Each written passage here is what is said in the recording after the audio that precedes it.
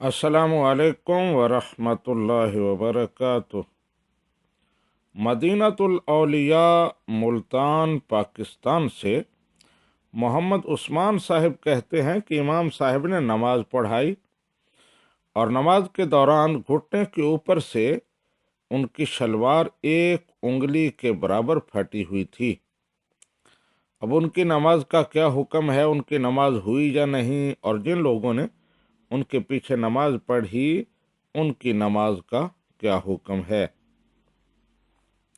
जी मोहम्मद उस्मान साहिब, जो सूरत हाल आपने बयान की है उसमें इमाम साहिब की नमाज भी सही है और मुक्तदियों की नमाज भी हो गई है। कायदा और कुलिया ये है कि वो आज़ा जिनको छुपाना ज़रूरी है, अगर उनमें से किसी उज़्व के चौथाई के बराबर या उससे ज़्यादा हिस्सा खुला रहे, 3 मरतबा सुबहान अल्लाह कहने की मिकदार, तो नमाज नहीं होती। अगर इब्तदा में ही खुला था तो नमाज शुरू ही नहीं हुई। दरमियान में खुल गया अगर और फौरन छुपा लिया, यानी 3 मरतबा सुबहान अल्लाह कहने की मिकदार खुला नहीं रहने दिया, तो फिर भी नमाज हो गई।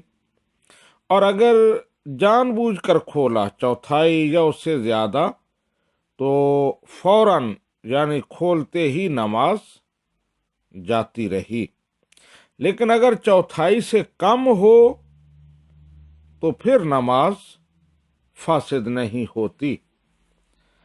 और जो सूरत हाल आपने बताई है कि रान पर से शलवार एक उंगली के बराबर फटी हुई थी, तो अब जाहिर है कि एक उंगली जो है वो रान का 1/4 नहीं बनती, बल्कि उससे बहुत कम है।